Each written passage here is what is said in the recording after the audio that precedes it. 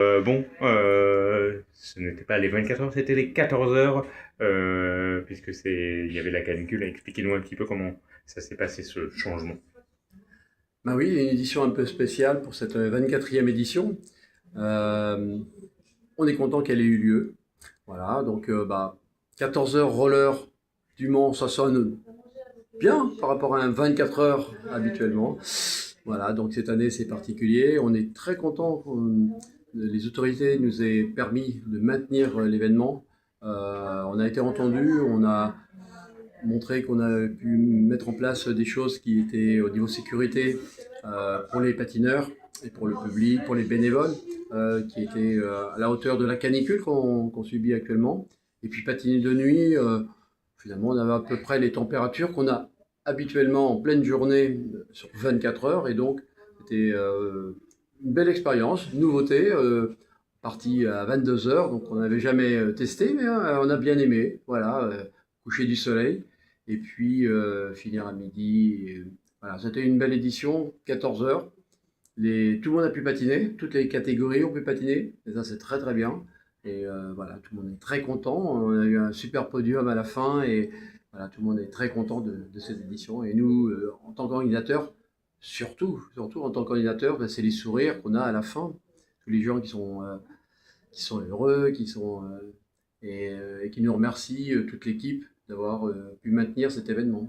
Avec l'équipe, on va dire, imbattable, hein, Rollerblad, qui a inscrit son nom encore une fois à l'édition. Oui, alors l'ADN des 24 heures, c'est plutôt une compétition pour tout le monde, voilà. Mais il y a aussi des vainqueurs. Et donc, l'équipe qui avait battu le record l'année dernière, donc avec plus de 924 km, ils sont revenus cette année, ils voulaient refaire le record. Bon, alors on va dire qu'ils ont fait le record des 14 heures, mais j'ai bien compris qu'ils allaient revenir pour faire une tentative de battre ce record qu'ils détiennent maintenant depuis 2 ans sur 24 heures. Et puis ce sera pour l'édition 2027. Ce serait bien pour vous qui mette ce record, pour vous l'organisateur.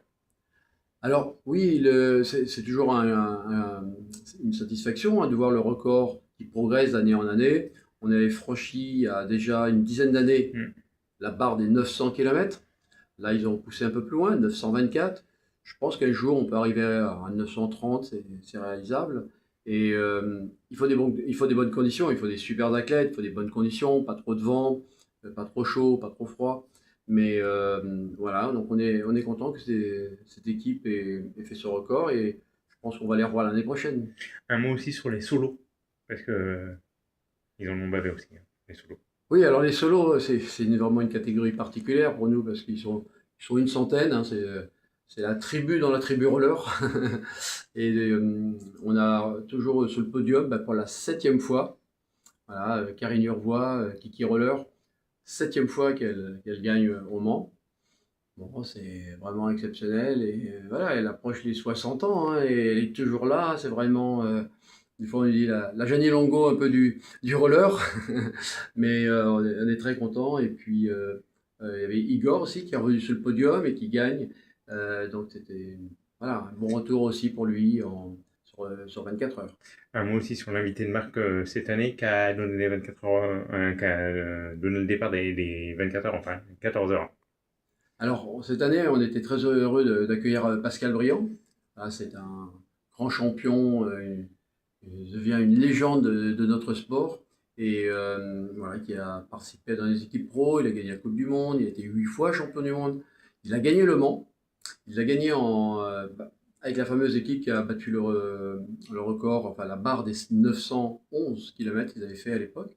Et également, il est coach international, donc il a entraîné plusieurs pays, il a entraîné l'Allemagne, la France, et puis là maintenant il part sur un gros projet qui est le patinage et la transition vers le patinage de vitesse sur glace pour les Jeux Olympiques qui arrivent dans 3 ans en France. Alors, il y a vous, mais il y a toute une équipe derrière, hein. Expliquez-nous comment ça fonctionne, ces 24 Oui, heures oui, rollers. oui, Parce qu'il y a les bénévoles, hein, à remercier. voilà. Rien ne serait possible sans toute l'équipe de bénévoles. Il y a une équipe, un noyau dur de 4-5 personnes qui, toute l'année, préparent l'événement. Ça augmente à plus d'une dizaine de personnes dans les derniers mois. Et puis, on est plus de 100 sur le terrain, voilà, pour monter le village, tenir les bars, tenir le camping, les entrées.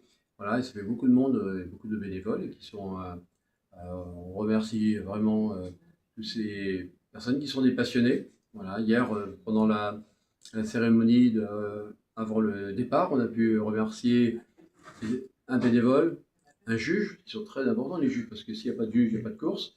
Et puis également, on avait la Croix-Blanche, donc les secouristes, voilà, parce que il nous faut assurer les secours, et ces gens-là sont des bénévoles qui participent à la réussite des 24 heures ou des 14 heures relais. Pour finir, Christophe Audouard, est-ce que vous pensez déjà à l'an prochain ce sera 24 heures, 14 heures? Expliquez-nous un petit peu. Alors, on est déjà en train de penser à l'année prochaine. Voilà. On espère qu'il fera un peu moins chaud et qu'on pourra faire une édition 24 heures. 24 heures, une édition sur le mythique circuit du Mans, 24 heures. C'est obligé. Et puis, ça sera le même week-end. Oui. Ça sera le même week-end parce que maintenant, c'est bien ancré. On est la semaine après le Mans Classique. Et donc, voilà. Donc, rendez-vous au mois de juillet 2027. Ce sera la 25e édition des 24 heures. Donc ça se fête 25? Oui, ça se fête.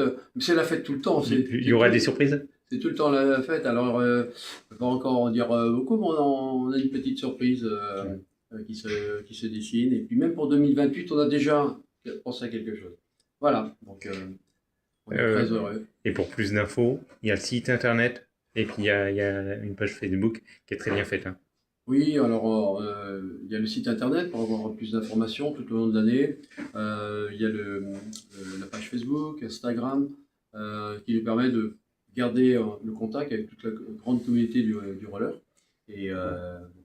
Et puis pouvoir donner envie de venir au Mans, voilà, sur ce magnifique circuit et de participer aux 24 heures roller.